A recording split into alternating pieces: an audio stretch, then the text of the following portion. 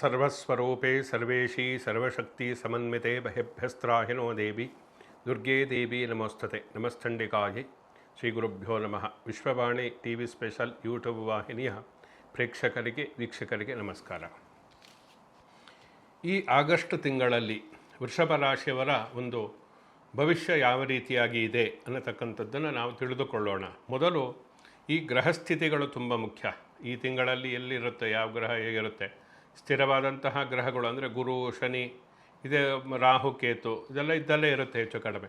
ಇನ್ನೂ ಹೆಚ್ಚು ಚಲನಶೀಲವಾದಂತಹ ಒಂದು ಗ್ರಹಗಳು ಅಂದರೆ ಶುಕ್ರ, ಚಂದ್ರ, ಸೂರ್ಯ, ಕುಜ, ಈ ಎಲ್ಲ ಗ್ರಹಗಳು ಪ್ರಮುಖವಾಗಿ.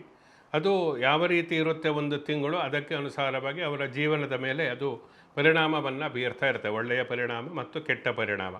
ಇದಕ್ಕೆ ಅನುಸಾರವಾಗಿ ನಾವು ಒಂದು ತಿಂಗಳ ಭವಿಷ್ಯ, ಒಂದು ವರ್ಷದ ಭವಿಷ್ಯ, 6 ತಿಂಗಳ ಭವಿಷ್ಯ ಹೀಗೆಲ್ಲ ಗೋಚಾರಕ್ಕೆ ಅನುಸಾರವಾಗಿ ತಿಳಿದುಕೊಳ್ಳುವುದಕ್ಕೆ ಸಾಧ್ಯ ಇದೆ. ಈ ವಿಚಾರದಲ್ಲಿ ವೃಷಭ ರಾಶಿಯವರದ್ದಂತಲೇ ನಾವು ತೆಗೆದುಕೊಂಡಾಗ 3ನೇ ಮನೆಯಲ್ಲಿರತಕ್ಕಂತಹ 3 ಗ್ರಹದ ಒಂದು ಸಂಯೋಜನೆ. 2ನೇ ಮನೆಯಲ್ಲಿ ಕುಜ ಇದ್ದಾನೆ, ರಾಶ್ಯಾಧಿಪತಿಯಾದಂತಹ ಶುಕ್ರ ಕನ್ಯಾ ರಾಶಿಯಲ್ಲಿ ಇರತಕ್ಕಂಥದ್ದು, ಕೇತು 4ನೇ ಮನೆಯಲ್ಲಿ, ರಾಹು 10ನೇ ಮನೆಯಲ್ಲಿ, ಶುಭ ಏಕಾದಶ ಸ್ಥಾನ ಅಂತ ಏನು ನಾವು ಹೇಳ್ತೀವಿ 11ನೇ ಮನೆ, ಅಲ್ಲಿ ಶನಿ ಇರತಕ್ಕಂಥದ್ದು. ವೃಷಭ ರಾಶಿಯವರಿಗೆ ಶನಿಯಿಂದ ಉತ್ತಮ ಫಲವನ್ನು ಪಡೆಯುವುದಕ್ಕೆ ಸಾಧ್ಯ ಆಗುತ್ತೆ. ಶನಿಯು ಕೂಡ ವೃಷಭ ರಾಶಿಯವರಿಗೆ ಈ ತಿಂಗಳು ಒಳ್ಳೆಯದೇ ಮಾಡ್ತಾನೆ ಅಂಥೇಳಿ ಅರ್ಥ. ಆದರೆ ವೃಷಭ ರಾಶಿಯ ಗುರುಬಲ ಹೊರಟೋಯ್ತು, ಎಲ್ಲರಿಗೂ ಗೊತ್ತಿದೆ. ಈಗ ಏಕೆಂದರೆ ದ್ವಿತೀಯ ಸ್ಥಾನದಲ್ಲಿ 3ನೇ ಮನೆಗೆ ಹೋದ. ನಂತರ ಅಕ್ಟೋಬರಲ್ಲಿ 4ನೇ ಮನೆಗೆ ಆಗಲೂ ಕೂಡ ಗುರುಬಲ ಇರುವುದಿಲ್ಲ. ಇನ್ನು ಗುರುಬಲ ಬರತಕ್ಕಂಥದ್ದು ಇನ್ನು ನೆಕ್ಸ್ಟ್ 1 ವರ್ಷದ ನಂತರದಲ್ಲಿ ಆಯಿತು. ಆದ್ದರಿಂದ ಈ ಎಲ್ಲ 2 ವರ್ಷ 2028ಕ್ಕೆ ಹೆಚ್ಚು ಕಡಿಮೆ ವೃಷಭ ರಾಶಿಯ ಗುರುಬಲ ಅನ್ನತಕ್ಕಂಥದ್ದು ಬರುತ್ತೆ. ಆದರೆ ಗುರುವಿನ ಒಂದು ದೃಷ್ಟಿ ಇರುತ್ತಲ್ಲ, ನೀವು 3ನೇ ಮನೆಯಲ್ಲಿದ್ದರೂ ಕೂಡ ವಿಶೇಷವಾಗಿ 7ನೇ ಮನೆಯನ್ನು ನೋಡ್ತಾನೆ, ಅಂದರೆ ಮಕರ ರಾಶಿಯನ್ನು ನೋಡ್ತಕ್ಕಂಥದ್ದು. ಜೊತೆಯಲ್ಲಿ 9 ಶನಿ 11ನೇ ಮನೆ ವೃಷಭ ರಾಶಿಯವರಿಗೆ, 5ನೇ ಮನೆಯನ್ನು ಕೂಡ ಅವನು ದೃಷ್ಟಿಸಿ ನೋಡೋದ್ರಂದರೆ ಸಪ್ತಮ ಸ್ಥಾನ. ಇವೆಲ್ಲ ವೈವಾಹಿಕವಾದಂತಹ ಸಾಂಸಾರಿಕ ಸುಖಕ್ಕೆ ಕಾರಣ ಆಗುತ್ತೆ. ಒಂದು ವಿಶೇಷವಾಗಿ ಲಾಭಸ್ಥಾನ, ಒಂದು ಲಾಭ ಬಂದರ್ಥ ಮುಟ್ಟಿತೆಲ್ಲ ಚಿನ್ನ ಆಗುತ್ತೆ. ಅಂದರೆ ನೀವು ಯಾವುದೇ ಕೆಲಸ ಕಾರ್ಯಗಳನ್ನು ಕೈಗೊಂಡರೂ ಕೂಡ ಅದರಲ್ಲಿ ಒಂದು ಯಶಸ್ಸನ್ನು, ಒಂದು ನಿರೀಕ್ಷಿತವಾದಂತಹ ಫಲವನ್ನು ಪಡೆಯುವುದಕ್ಕೆ ಸಾಧ್ಯ. ಇದೆಲ್ಲ ಪ್ರಮುಖವಾದಂತಹ ಗ್ರಹಸ್ಥಿತಿಗಳು. ಈ ಕಾರಣದಿಂದ ಆರ್ಥಿಕವಾದಂತಹ ಕೌಟುಂಬಿಕವಾದಂತಹ, ಜೊತೆಯಲ್ಲಿ ಸಾಮಾಜಿಕವಾಗಿ ಏನಾದರೂ ರಾಜಕೀಯ ಕ್ಷೇತ್ರದಲ್ಲಿರ್ತಾರೆ, ಎಷ್ಟೋ ಜನ ಕ್ರೀಡಾಪಟುಗಳಾಗಿರ್ತಾರೆ, ಈ ರಾಶಿಗೆ ಸಂಬಂಧಪಟ್ಟಿರ್ತಕ್ಕ ಎಷ್ಟೋ ಕಲಾವಿದರಾಗಿರ್ತಾರೆ. ಅಂಥವರಿಗೆಲ್ಲ ಒಂದು ಭವಿಷ್ಯ ಯಾವ ರೀತಿಯಾಗಿದೆ, ಯಾಕೆಂದರೆ ನಮ್ಮ ಭವಿಷ್ಯ ರೂಪುಗೊಳ್ಳುವುದಕ್ಕೆ 1 ತಿಂಗಳೇನು ಬೇಕು ಅಂತೇನಿಲ್ಲ, 1 ದಿವಸ ಸಾಕು. ಆ 1 ದಿವಸದಲ್ಲಿ 1 ಗಂಟೆ 2 ಗಂಟೆ 1 ನಿಮಿಷದಲ್ಲಿಯೂ ಕೂಡ ಭವಿಷ್ಯದ ಒಂದು ಬದಲಾವಣೆ ಅನ್ನತಕ್ಕಂಥದ್ದು ಆಗುವುದಕ್ಕೆ ಸಾಧ್ಯ. ಆದ್ದರಿಂದ ಕಾಲವೇ ಮುಖ್ಯ. ಕಾಲಾಯ ತಸ್ಮೈ ನಮಃ ಅಂಥೇಳಿ 1 ತಿಂಗಳು ಬೇಕು ಅಂತಿಲ್ಲ. ಕೆಲವರಿಗೆ 1 ತಿಂಗಳು ಬೇಕಾಗುತ್ತೆ, ಏನೋ ಯೋಜನೆಗಳನ್ನು ಹಾಕಿಕೊಂಡಿರ್ತಾರೆ. ಆ ಯೋಜನೆಗಳೆಲ್ಲ ಕಾರ್ಯಗತ ಆಗಬೇಕಾದರೆ ಗೃಹಸ್ಥಿತಿಗಳು ಚೆನ್ನಾಗಿರಬೇಕಾಗುತ್ತೆ.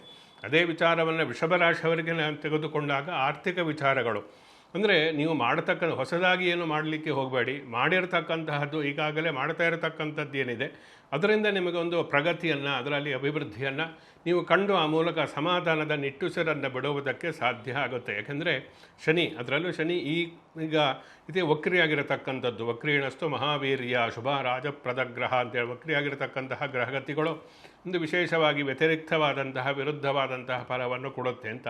ಸಹಜವಾಗಿ ಶನಿ ಕೆಟ್ಟದನ್ನೇ ಮಾಡ್ತಾನೆ ಅಂತ, ಅಂದರೆ ಕೆಟ್ಟದಕ್ಕೆ ಕರ್ಮಫಲವನ್ನು ಅನುಭವಿಸೋದಕ್ಕೆ ಕಾರಣ ಆಗ್ತಾನೆ. ಅಂತಹ ಶನಿ ವಕ್ರಿಯಾಗಿದ್ದಾಗ ಒಳ್ಳೆಯ ಫಲವನ್ನು ಕೊಡ್ತಾನೆ. ಆದರೆ 11ನೇ ಮನೆಯಲ್ಲಿರುವುದರಿಂದ ವೃಷಭ ರಾಶಿಯವರಿಗೆ ಸ್ವಲ್ಪ ತೊಂದರೆ ಆಗತಕ್ಕಂಥದ್ದಿರುತ್ತೆ. 11ನೇ ಮನೆಯಲ್ಲಿ ಒಳ್ಳೆಯದೇ ಮಾಡಿದ್ರು ಅವನು ವಕ್ರಿಯಾಗಿರುವುದರಿಂದ ನಿಮಗೆ ಬರಬೇಕಾಗಿರೋದು ಬೇರೆಯವರಿಗೆ ಪಾಲಾಗಬಹುದು. ಅಂದರೆ ಒಂದು ನೀವು ಏನಾದರೂ ಕ್ರೆಡಿಟ್ ಬೇರೆಯವರು ತಗೊಳ್ತಾರೆ ಅಂತ ನೀವು ಕಷ್ಟಪಟ್ಟರೆ ಆ ರೀತಿ ಆಗುತ್ತೆ. ನಿಮಗೆ ಬರಬೇಕಾದಂಥ ಹಣ ಬೇರೆಯವರಿಗೆ ಹೋಗ್ಬೋದು, ಅಥವಾ ನಿಮಗೆ ಬರದೇ ಇರ್ಬೋದು. ಈ ರೀತಿಯಾಗಿ ಆರ್ಥಿಕವಾದಂತಹ ಕೈ ಒಂದು ತುತ್ತು ಬಾಯಿಗಿಲ್ಲ ಅನ್ನತಕ್ಕಂತಹ ಸಂದರ್ಭಗಳು ಸೃಷ್ಟಿ ಆಗ್ತಾ ಇರುತ್ತೆ. ಅದರಿಂದ ಸ್ವಲ್ಪ ಎಚ್ಚರಿಕೆಯಿಂದ ಇರತಕ್ಕಂಥದ್ದು ಒಳ್ಳೆಯದು ಈ ವಿಚಾರದಲ್ಲಿ. ಜೊತೆಯಲ್ಲಿ ಈ ಏನಾದರೂ ಬಿಸ್ನೆಸ್ ನಡ್ತಕ್ಕಂಥ ಪಾರ್ಟ್ನರ್ಶಿಪ್ಪಲ್ಲಿ ಕೆಲವೊಂದು ವೈಮನಸ್ಯ ಬರತಕ್ಕಂತಹ ಸಾಧ್ಯತೆಗಳು ಕೂಡ ಇರುತ್ತೆ. ಸ್ವಭಾವಕ್ಕೆ ಅನುಗುಣವಾಗಿ ಒಂದು ರಾಶಿಯ ಮೇಲೆ ಶನಿಯ ದೃಷ್ಟಿ ಇರುವುದರಿಂದ ನೀವು ಕೋಪಗೊಳ್ಳತಕ್ಕಂಥದ್ದು, ತಾಳ್ಮೆ ಇಲ್ಲ, ಈ ಕಾರಣದಿಂದ ಪರಸ್ಪರ ಪಾಲುದಾರರೊಂದಿಗೆ ಮನಸ್ತಾಪಕ್ಕೆಲ್ಲ ಕಾರಣ ಆಗಿಬಿಡುತ್ತೆ. ಅದರಿಂದ ಆದಷ್ಟು ಸಹನೆಯಿಂದ ವರ್ತಿಸಿದರೆ ನೀವು ಮಾಡತಕ್ಕಂತಹ ಕಾರ್ಯಕ್ಷೇತ್ರದಲ್ಲಿ ಎಲ್ಲ ವಿಧವಾದಂತಹ ಅಭಿವೃದ್ಧಿ ಆಗುವುದಕ್ಕೆ ಸಾಧ್ಯ ಆಗುತ್ತೆ.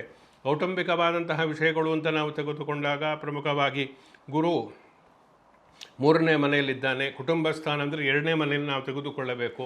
ಕುಜ ಅಲ್ಲಿ ಇರುವುದರಿಂದ ಪರಸ್ಪರ ಅವನು ರಿಪುಕಾರಕ ಅಂತೇಳಿ ಹೇಳ್ತೇವೆ ಕುಜನಿಗೆ.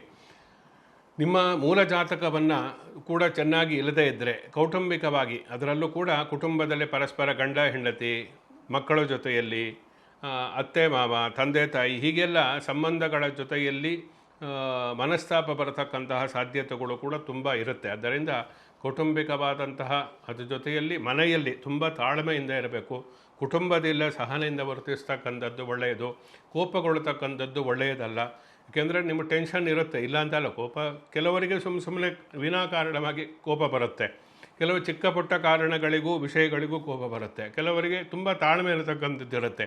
ಆಯಾ ಗ್ರಹಸ್ಥಿತಿಗೆ ಅನುಸಾರವಾಗಿ ಅವರ ಸ್ವಭಾವ ಅನ್ನತಕ್ಕಂಥದ್ದು ಇರುತ್ತೆ. ಆದರೆ ವೃಷಭ ರಾಶಿಯವರಿಗೆ ಸ್ವಲ್ಪ ಒತ್ತಡ ಇರುವುದರಿಂದ ಈ ತಿಂಗಳಲ್ಲಿ ಅನಾವಶ್ಯಕವಾಗಿ ಕೋಪಗೊಂಡು ಆ ಮೂಲಕ ಕೆಲವೊಂದು ಮನಸ್ತಾಪಗಳಿಗೆ ಕಾರಣ ಆಗಬಹುದು. ಆದ್ದರಿಂದ ಪ್ರಮುಖವಾಗಿ ಈ ತಿಂಗಳಲ್ಲಿ ನೀವು ನಡವಳಿಕೆಯಲ್ಲಿ ಕೋಪವನ್ನು ನಿಯಂತ್ರಣ ಮಾಡಿಕೊಳ್ಳತಕ್ಕಂಥದ್ದು ತುಂಬ ಒಳ್ಳೆಯದು. ಅದು ನಿಮಗೆ ಒಳ್ಳೆಯದಾಗುತ್ತೆ. ಅದರಿಂದ ನಿಮಗೆ ಒಂದು ಶಾಂತಿ, ಮನಸ್ಸಮಾಧಾನ ಎಲ್ಲವೂ ಕೂಡ ಸಿಗುತ್ತೆ. ಅದರಿಂದ ಹೇಳ್ತಾ ಇರತಕ್ಕಂಥದ್ದು ಅದು ವ್ಯಾವಹಾರಿಕವಾಗಿಯೂ ಕೂಡ ಅದು ನಿಮಗೆ ಒಳ್ಳೆಯದನ್ನು ಮಾಡುತ್ತೆ.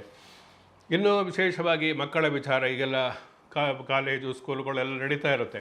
ಮಕ್ಕಳದ್ದು ಎಷ್ಟೋ ಕುಟುಂಬಗಳಲ್ಲಿ ಸಮಸ್ಯೆ ಇದೆ. ಮಕ್ಕಳು ಓದ್ತಾ ಇಲ್ಲ, ದುಶ್ಚಟಕ್ಕೆ ದಾಸರಾಗಿದ್ದಾರೆ, ಫ್ರೆಂಡ್ ಸರ್ಕಲ್ ಸರಿ ಇಲ್ಲ, ಈ ರೀತಿಯೆಲ್ಲ ತುಂಬ ಸಮಸ್ಯೆಗಳು ಇರುತ್ತೆ. ಅದು ಯಾಕೆಂದರೆ ನಮ್ಮ ಜಾತಕದಲ್ಲಿ, ಗೋಚಾರದಲ್ಲಿ, ಮೂಲ ಜಾತಕದಲ್ಲಿ ಮಕ್ಕಳಿಗೆ ಸಂಬಂಧಪಟ್ಟಂಥ ಪುತ್ರಭಾವ ಅಂತ ಹೇಳಿ ಇರುತ್ತೆ, ಸಂತಾನ ಭಾವ. ಅದೇನಾದರೂ ಚೆನ್ನಾಗಿಲ್ಲದೆ ಇದ್ದರೆ ಅಂಥವರಿಗೆ ಮಕ್ಕಳ ಸಮಸ್ಯೆ, ಮಕ್ಕಳಿಂದ ಸಮಸ್ಯೆ ಜಾಸ್ತಿ ಆಗುತ್ತೆ. ಸ್ವಲ್ಪ ಎಚ್ಚರಿಕೆ, ಜಾತಕವನ್ನು ಗಮನಿಸಿಕೊಳ್ಳಬೇಕು. ಈಗಾಗಲೇ ಇರತಕ್ಕಂಥವರು ಏನೋ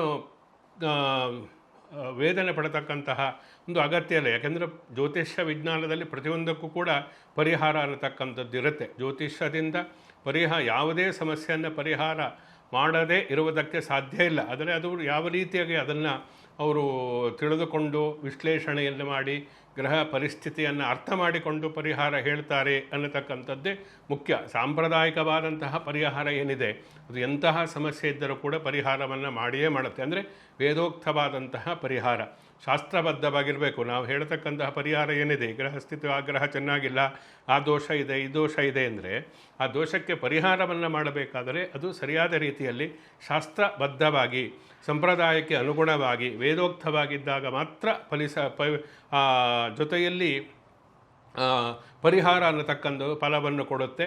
ಗೃಹಸ್ಥಿತಿಯು ಸುಧಾರಿಸುತ್ತೆ. ಆ ಮೂಲಕ ಜೀವನದಲ್ಲಿ ಕೂಡ ಅಭಿವೃದ್ಧಿಯನ್ನು ಕಾಣಬಹುದು. ಅದರಿಂದ ಯಾವುದೇ ವಿಷಯ ಇರಲಿ, ಆರ್ಥಿಕ ಸಮಸ್ಯೆ ಇರಲಿ, ಕೌಟುಂಬಿಕವಾದ ಸಮಸ್ಯೆ ಇರಲಿ, ಅದ್ರ ಜೊತೆಯಲ್ಲಿ ವಿವಾಹ ಸಮಸ್ಯೆ, ಎಷ್ಟೋ ಜನಕ್ಕೆ, ಅದರಲ್ಲೂ ಈ ವೃಷಭ ರಾಶಿಯವರಿಗೆ ರಾಶ್ಯಾಧಿಪತಿ ಶುಕ್ರ ಆಗಿರುವುದರಿಂದ ನೋಡುವುದಕ್ಕೆ ಸುಂದರನಾಗಿಯೇ ಇರ್ತಾರೆ, ಸುಂದರಳಾಗಿ ಇರೋದಕ್ಕೆ ಸಾಧ್ಯ. ಆದರೆ ಅವರಿಗೆ ಬೇಗ ಮದುವೆ ಆಗುತ್ತೆ. ಯಾಕೆಂದರೆ ಸಪ್ತಮಾಧಿಪತಿ ಸಪ್ತಮ ಸ್ಥಾನವು ಕೂಡ ಒಂದು ಕುಜನಿಂದ ಆಗಿರುವುದರಿಂದ ಕೆಲವೊಂದು ಜಾತಕಗಳಲ್ಲಿ ಅವರ ಹುಡುಗಿ ಅಥವಾ ಹುಡುಗ ಯಾರೇ ಇದ್ದರೆ ಭೃಗು ಅಂಗಾರಕ ದೋಷ ಅಂತೇಳಿ ಹೇಳ್ತೀವಿ. ಅಂತಹದ್ದೇನಾದರೂ ಇದ್ದರೆ ವಿವಾಹ ವಿಳಂಬ ಆಗುತ್ತೆ. ವೃಷಭ ರಾಶಿಯವರು ಪ್ರಮುಖವಾಗಿ ಈ ತಿಂಗಳಲ್ಲಿ, ಆಗಸ್ಟ್ ತಿಂಗಳಲ್ಲಿ ವಿವಾಹ ನಿಗದಿಯಾಗತಕ್ಕಂತಹ, ಅಂದರೆ ವಿವಾಹ ನಿಮ್ಮ ಮದುವೆ ಫಿಕ್ಸ್ ಆಗತಕ್ಕಂತಹ ಸಾಧ್ಯತೆಗಳು ಉಂಟು. ಜಾತಕದಲ್ಲಿ ಏನಾದರೂ ದೋಷ ಇದ್ದರೆ ಪರಿಹಾರ ಮಾಡಿಕೊಂಡ್ರೆ ಈ ತಿಂಗಳಲ್ಲಿ ವಿವಾಹ ಸಿದ್ಧಿಯಾಗುತ್ತೆ. ವೃಷಭ ರಾಶಿಯವರಿಗೆ ವಿವಾಹದ ವಿಷಯದಲ್ಲಿ ಅನಿರೀಕ್ಷಿತವಾಗಿ ಸಂಬಂಧ ಕೂಡಿ ಬಂದು ಆ ಮೂಲಕ ನಿಮ್ಮ ನಿರೀಕ್ಷೆಗೆ ಮೀರಿ ಒಳ್ಳೆಯ ಸಂಬಂಧ ಬರತಕ್ಕಂತಹ ಸಾಧ್ಯತೆಗಳು ಉಂಟು. ದಂಪತಿಗಳು ಅನ್ಯೋನ್ಯವಾಗಿ ಬಾಳ್ತೀರಾ. ವಿಚ್ಛೇದನದ ಕೇಸ್ ಯಾರಿಗೆ ನಡೀತಾ ಇದೆ ಅಂಥವರಿಗೆಲ್ಲರಿಗೂ ಕೂಡ ಈ ತಿಂಗಳಲ್ಲಿ ನ್ಯಾಯಾಲಯದಲ್ಲಿ ಏನಾದರೂ ಇದ್ದರೆ ಅದು ಕಾಂಪ್ರಮೈಸ್ ಮುಖಾಂತರ ಅಥವಾ ಕೋರ್ಟ್ ಮುಖಾಂತರ ನಿಮ್ಮ ಪರವಾಗಿ ತೀರ್ಪು ಬರತಕ್ಕಂತಹ ಸಾಧ್ಯತೆಗಳು ಕೂಡ ಈ ವೈವಾಹಿಕ ಜೀವನದ ವಿಷಯದಲ್ಲಿ ಇದೆ. ಅದರಿಂದ ಪ್ರಮುಖವಾಗಿ ಕೇವಲ ಪ್ರತಿಯೊಬ್ಬರಿಗೂ ನಾನು ಅದೇ ಹೇಳ್ತಕ್ಕಂಥ, ಕೇವಲ ಜಾತಕ ಹೊಂದಾಣಿಕೆ ಒಂದೇ ನೋಡಬೇಡಿ, ಜಾತಕ ಪರಿಶೀಲನೆಯನ್ನು ಮಾಡಿ ಆಮೇಲೆ ಮದುವೆಯನ್ನು ಮಾಡಿಕೊಳ್ಳಿ ಅಂತ. ಯಾಕೆಂದರೆ ಕೇವಲ ಈಗೆಲ್ಲ ಸಾಲಾವಳಿ ಹೊಂದಾಣಿಕೆ ಬರುತ್ತೆ, ದ್ವಾದಶ ಕೂಟಗಳು ಅಂತ ಮದುವೆ ಮಾಡಿಬಿಡ್ತಾರೆ, ಸಮಸ್ಯೆ ಆಗ್ತಾ ಇದೆ ಸಮಾಜದಲ್ಲಿ. ಆದ್ದರಿಂದ ಪ್ರತಿಯೊಬ್ಬರು ಅವರ ವೈಯಕ್ತಿಕವಾದ ಹುಡುಗಿಯ ಮತ್ತು ಹುಡುಗನ ಜಾತಕವನ್ನು ಪರಿಶೀಲನೆ ಮಾಡಿದಾಗ ನಮಗೆ ಅವರಲ್ಲಿ ಇರತಕ್ಕಂತಹ ರಹಸ್ಯವಾದಂತಹ ಗುಣಗಳೆಲ್ಲವೂ ಕೂಡ ಜಾತಕವನ್ನು ಪರಿಶೀಲನೆ ಮಾಡುವುದರಿಂದ ಗೊತ್ತಾಗುತ್ತೆ. ಅವರ ಗುಣ ಏನು, ಸ್ವಭಾವ ಏನು, ಅವರ ಒಂದು ನಡವಳಿಕೆ ಯಾವ ರೀತಿಯಾಗಿರುತ್ತೆ, ಏನು ಸಂತಾನ, ಆಯಸ್ಸು, ಹೊಂದಾಣಿಕೆ ಎಲ್ಲವೂ ಕೂಡ ಜಾತಕ ಪರಿಶೀಲನೆಯನ್ನು ಮಾಡುವುದರಿಂದ ಗೊತ್ತಾಗುತ್ತೆ. ಅದರಿಂದ ಪ್ರಮುಖವಾಗಿ ವಿವಾಹದ ವಿಷಯದಲ್ಲಿ ಪ್ರತಿಯೊಂದು ರಾಶಿಯವರು ಕೂಡ ಗಮನಿಸಬೇಕಾದಂತಹ ಅಂಶ. ಜಾತಕ ಪರಿಶೀಲನೆಯನ್ನು ಸರಿಯಾದ ಎಕ್ಸ್ಪರ್ಟ್ ಅವರ ಕೈಯಿಂದ ಅದನ್ನು ಪರಿಶೀಲನೆ ಮಾಡಿ ಹೊಂದಾಣಿಕೆ, ಅದೆಲ್ಲೂ ಕೂಡ ಜಾತಕವೂ ಹೊಂದಾಣಿಕೆ ಬಂದರೆ ಮಾತ್ರ ಮದುವೆಯನ್ನು ಮಾಡಿ ಅವಾಗ ಚೆನ್ನಾಗಿರತಕ್ಕಂತಹ ದಾಂಪತ್ಯ ಜೀವನ ಉಂಟಾಗುತ್ತೆ. ಅದರಿಂದ ವೃಷಭರಾಶಿಯವರಿಗೆ ವಿವಾಹಕ್ಕೆ ಸಂಬಂಧಪಟ್ಟಂತೆ ಈ ತಿಂಗಳಲ್ಲಿ ಒಂದು ಉತ್ತಮವಾದಂತಹ ಬೆಳವಣಿಗೆ ಅನ್ನತಕ್ಕಂಥದ್ದು ಇದೆ. ಹೊಸ ವಾಹನವನ್ನು ಖರೀದಿಯನ್ನು ಮಾಡುವುದಕ್ಕೆ ವೃಷಭರಾಶಿಯವರಿಗೆ ಉತ್ತಮವಾದಂತಹ ಸಮಯ. ಈ ಸಮಯದಲ್ಲಿ ವಾಹನ ಏನಾದರೂ ನೀವು ಪರ್ಚೇಸ್ ಮಾಡಬೇಕು ಅಂತಿದ್ರೆ 2 ವೀಲರು 4 ವೀಲರ್ಸ್ ಯಾವುದೇ ಇರ್ಬೋದು, ಅದನ್ನು ಈ ತಿಂಗಳಲ್ಲಿ ಮಾಡತಕ್ಕಂಥದ್ದು ಒಳ್ಳೆಯದು. ಮನೆ ನಿರ್ಮಾಣಕ್ಕೆ ಉತ್ತಮವಾದಂಥ ಮುಹೂರ್ತ ಇದೆ ವೃಷಭರಾಶಿಯವರಿಗೆ. ಹೊಸ ಸೈಟ್ ಏನಾದರೂ ಖರೀದಿ ಮಾಡತಕ್ಕಂಥದ್ದಿದ್ದರೆ ಅದನ್ನು ಈ ತಿಂಗಳಲ್ಲಿ ನೀವು ತಿಂಗಳ ಅಂತ್ಯದಲ್ಲಿ ಮಾಡತಕ್ಕಂಥದ್ದು ಒಳ್ಳೆಯದು. ಒಳ್ಳೆಯ ಮುಹೂರ್ತವನ್ನು ನೋಡಿ.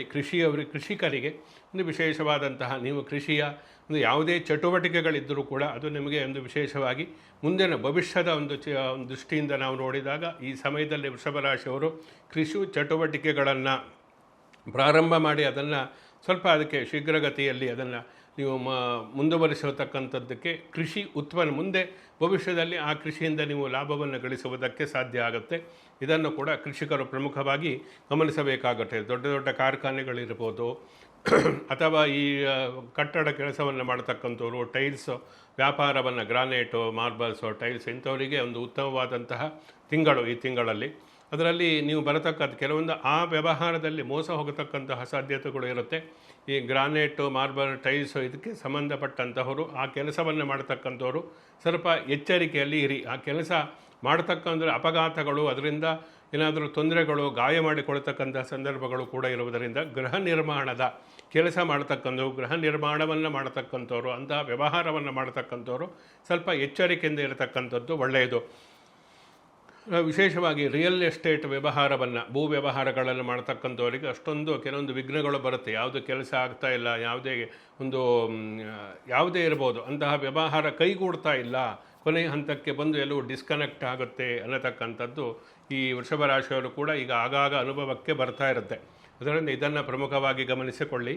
ರಿಯಲ್ ಎಸ್ಟೇಟ್ ವ್ಯವಹಾರದಲ್ಲಿ ಅಷ್ಟೊಂದು ಒಳ್ಳೆಯ ಅಂಶಗಳು ಅಂತೇಳಿ ಏನು ಕಂಡು ಬರ್ತಾ ಇಲ್ಲ.